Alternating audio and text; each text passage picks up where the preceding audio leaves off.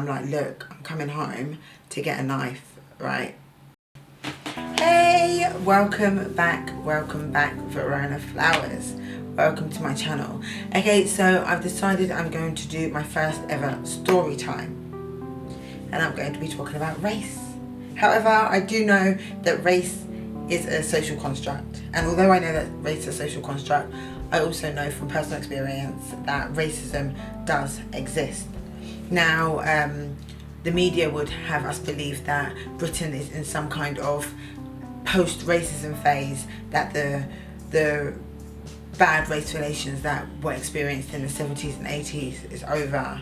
The battle has been fought and won, some would say. Now, that's not true. It's not true. And so I'm going to talk to you about some of my own personal experiences. Well, I'm going to give you one story in particular, one of many, if you know what I mean. So, long story short, I'm not from London. I'm from maybe a smaller city or small town, from an area that is like, you would get a lot of deprived working class families, and yeah, I mean, I experience racism every single day of my life. Now, the reason I'm saying long story short, I just want to explain to you, just to put things into perspective a bit better. So, I grew up in this place, and then I moved to London when I was 16. So, the place I grew up in, we were the only black family only family of colour in our neighbourhood. And then, same in school. Once my brothers had left school, I was the only black person in my whole school. When I was 16, I decided that I was going to move to London to go to the Brit Performing Arts School so that I could study theatre. Now, I done that, which was brilliant, a great time in my life, and I decided to stay in London because, the first time I ever had any friends of colour, any black friends, So yeah, I decided to stay in London to study. I went on to university, and then I went back to my hometown for a bit to work, and then I came back to London again. And, I'd go back and visit and things like that. Now, on one particular occasion, I think it was for my mum's birthday, or round about my mum's birthday, I went back to visit. And I was with we decided to go out, a friend of mine and we decided to go out one evening, and we used to always get a cab out, that's what females do, right? But for some reason on this night, we decided we weren't going to get a cab, we were going to get the bus, dressed up, get the bus to go out, and then we'd get a cab home. So, because, it being the kind of area that it is, there's like, after a certain time, the bus wouldn't stop at a certain bus stop. So, like, the bus stop which was closest to my parents' house, the bus wouldn't stop there. So we had to walk past that bus stop to the bus stop a bit further up. So we were just talking. We were talking and walking, and there was clearly a large group of males in what we would call the park. It's an area I grew up in, I used to hang out there, but it's like a wooded area, and there's like basketball courts and things like that, a tire swing, things like that around there, in this area. But we walked past, but they couldn't see us, but they could hear us talking. As we were going past, they started shouting things like nigger run, nigger run, you fucking brown stain, you can't walk around here and get away with it. So just shouting loads of things. Then next thing, stones started being thrown, over the bushes and the fence. So we carried on walking. So we're just talking and walking. They started singing all these just these songs, and so we're walking, and they come out and start going, rum, nigga, nigga, nigga, nigga, nigga, rum, nigga, nigga, like this, right? So I'm kind of like, then they're singing this song, and I'm like, look, we're just big women, we're just walking to the bus stop, we don't want no trouble, we're not SMMB, all the fucking better then. This is them to us, right? All the fucking better. You ain't fucking walking around here, blah, blah, blah, whatever, whatever. Now, me personally, I didn't want to like turn my back on these people. Like we weren't being aggressive or what's the word? Is it provocative? In any way whatsoever. We were just you know, a bit worried really, because you know they were throwing stuff, they were still going on, calling us all these racist names, and my friend was like, oh no, let's go, please babe, look, let's go. And I really didn't want to turn my back because you know. Anyway, so we then decided to turn our backs and continue walking. At that point, I just feel like a brick just go boof and hit me in the back of the head. And then I get punched in the face at this, like literally almost at the same time, right? I don't know what happened to my friend at this point, but all I know is I dropped my bag, which had my phone and everything in. And I didn't really feel anything. I didn't feel any pain whatsoever. And I dropped my bag and they picked it up, took my bag, which had all my money, my phone, my bank card, my door keys, everything. And then this other guy, bear in mind now, by this time there's about 20 of them. And when I take 20, I'm telling you no lies, okay? 20 men, okay? There were maybe about 3 or 4 females there as well at the time. Now, this guy, I remember his name, Stuart Messam. I'm gonna out you, you know, hopefully you hear it actually, prick. Stuart Messam. So this guy walked into the crowd of what was going on. You know, when they were spitting, when they were doing what they were doing, and he walked in, didn't even know what was going on, looked at me and went, spat on my face right here. For me, that's the only thing that really, oh gosh, really got to me. Like, you know, aside, you know, not even like the name calling me nigger, I've been called that a number of times from where I've grown up. You know, I know all of the derogatory terms that you would call a black person, right? Because of where I grew up. I know them, like you can't talk in private around me, like, you know, because I know them. Anyway, so that was the worst. That was even worse. Someone spitting on me, spat right in my face, just disregarded everything about me and just looked at me and spat on me. And so anyway, now I can't really remember what was happening, but my friend reckons at this point I skitzed out, which I don't remember. I really don't remember that. All I do remember is saying to her, where's your phone? Give me your phone. So, because we wanted to call the police for one, but I just wanted my bag back.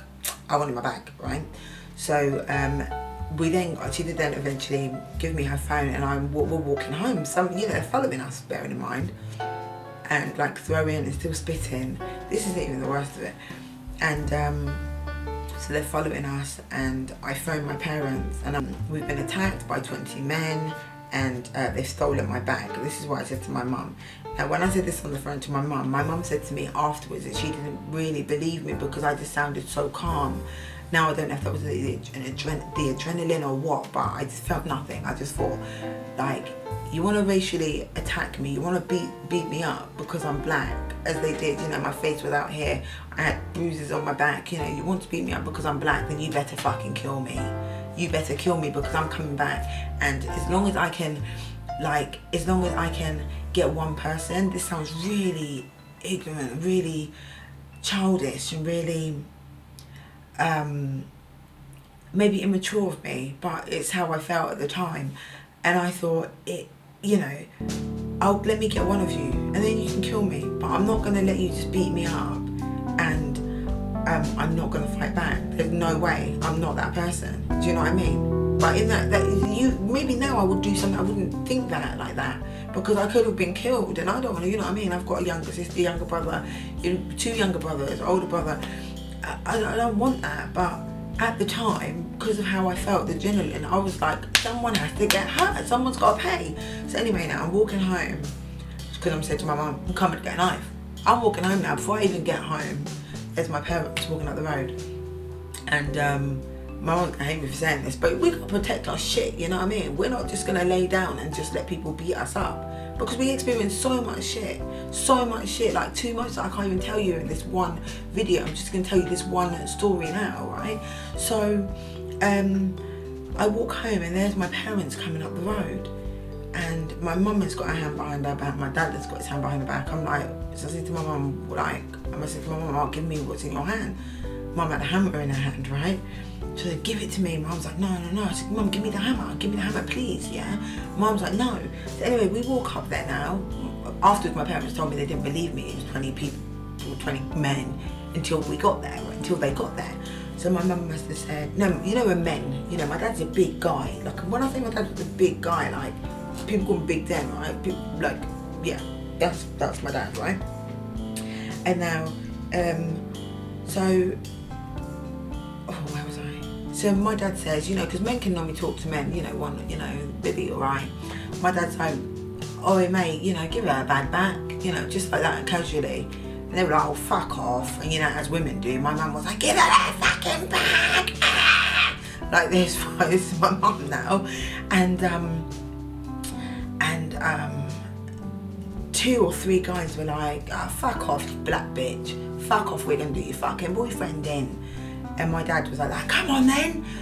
Oh my gosh, when I tell you, the amount of times when I was growing up, my dad said things like, oh, when the shit hits the fan, they're going to be coming and burning us out. When the shit hits the fan, this and that. When I tell you, I lived in fear for my whole life, right? And then this one particular night when I was an adult happened, it felt like everything my dad had said as we were growing up was like, you know, this was it. This is what we were waiting for, them coming to burn us out. It's happening, right? And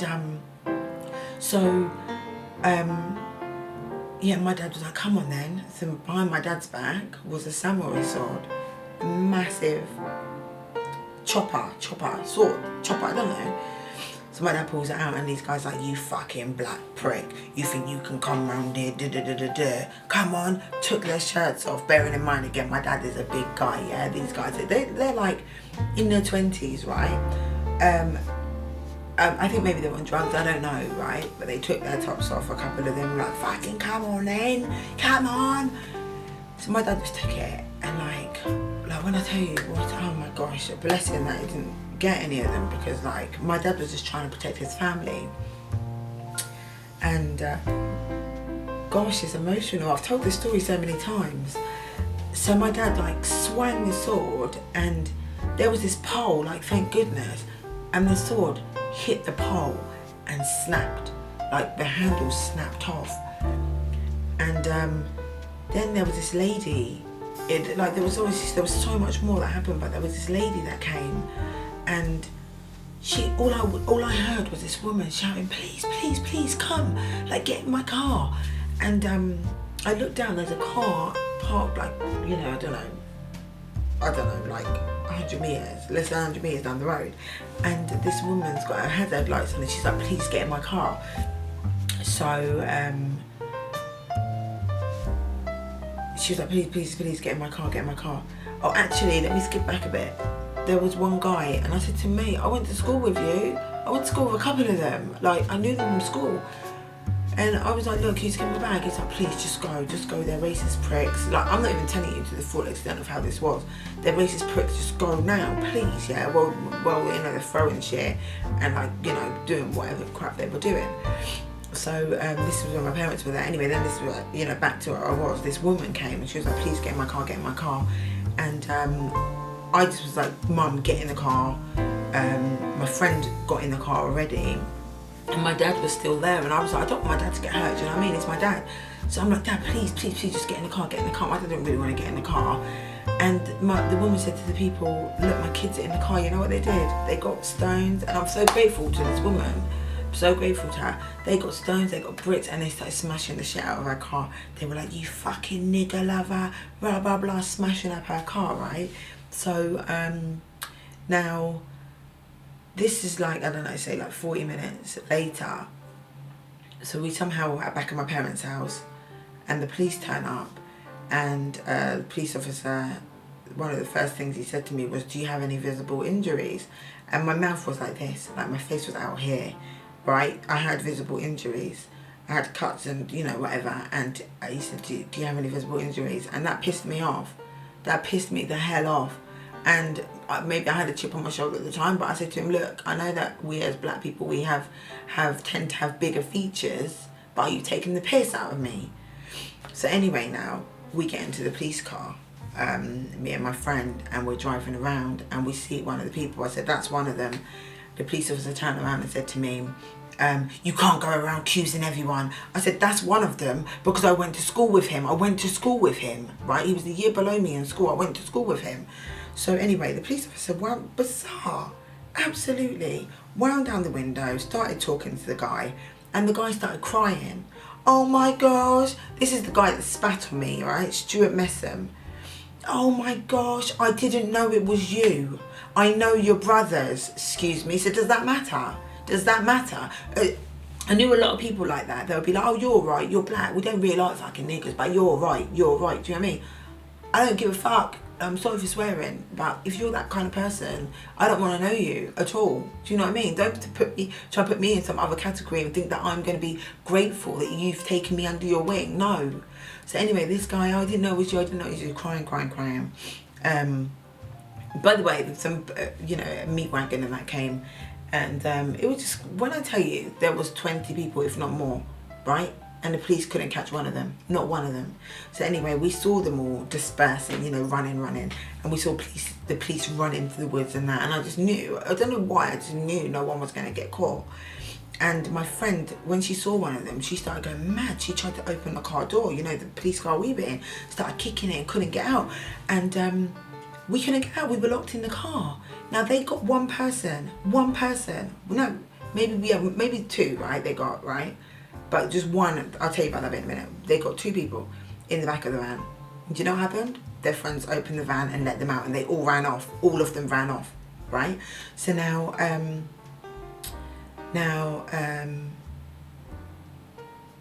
we're going to another day now. I went back to London. No, actually I stayed at my parents' house for a bit, and it was just horrible. It was the worst. I can't even explain. Like, nobody slept because my keys were stolen. They were calling us from my phone. Your phone's been jacked. Oh, you black bastard, this and that. Your phone we got your phone, what you gonna do? So we were worried that they might, break into because we didn't have our locks changed or anything. Now, my dad was about to get arrested for having the sword.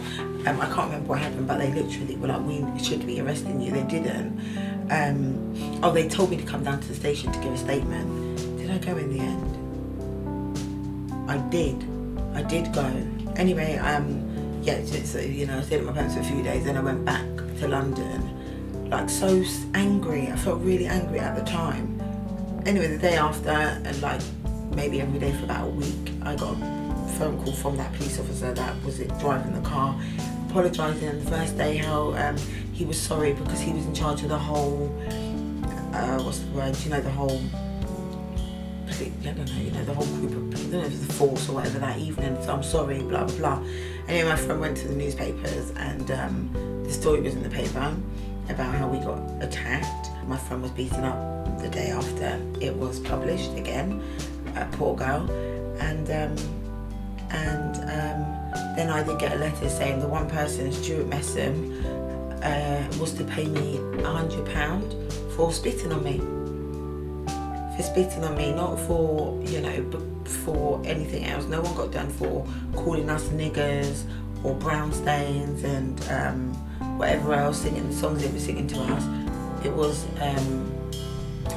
more so for spitting. Well, it was for spitting. And he still, to this day, owes me that £100 fine. I've not received it. I haven't received it.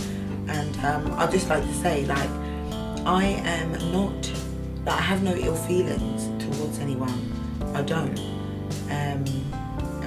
We're all human beings. And one thing I do believe, though, is that a lot of these people that have so much hatred towards someone just because of the colour of their skin or because of their religion or their culture, they have hatred towards them for no reason. Like, completely no reason. You know nothing about me. So how could you hate somebody?